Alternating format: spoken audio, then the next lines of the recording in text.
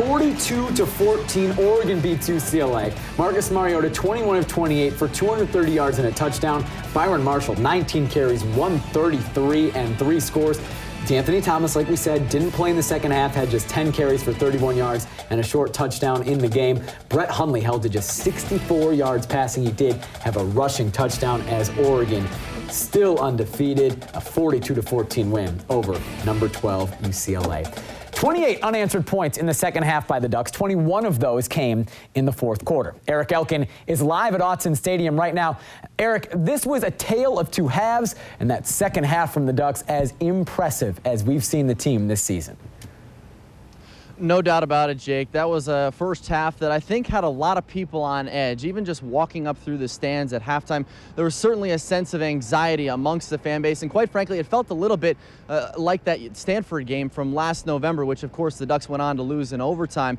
But, of course, the Ducks came out with that huge second half. And that anxiety that was felt amongst the fans at halftime certainly wasn't felt in the locker room. It was awesome. He was awesome. You know, when you can look those guys in the eye, and our guys were more excited for the second half kickoff than they were for the first half kickoff. And that's when you know you got the right group of guys, because it's you know, there's a little anxiety in the stands, a little anxiety of like, wait a second, it's not 72-3, what's wrong? There was none of that with the guys with the helmets on, and those are the guys that matter. Coach Irvich came in at halftime. He said it's a 14-14 game, 0-0 actually. You know, this is what great teams they look for. Great teams, they embrace this challenge. When a challenge comes knocking at the door, a great team will answer it and strap their boots up and go to war. No one's heads were down or nothing like that. So, but it was different being tied. But we just that's what we like. You know what I'm saying? People were excited. We finally have a game. That we had to come back out and work hard in the second half for it. So to earn a win like this definitely felt nice.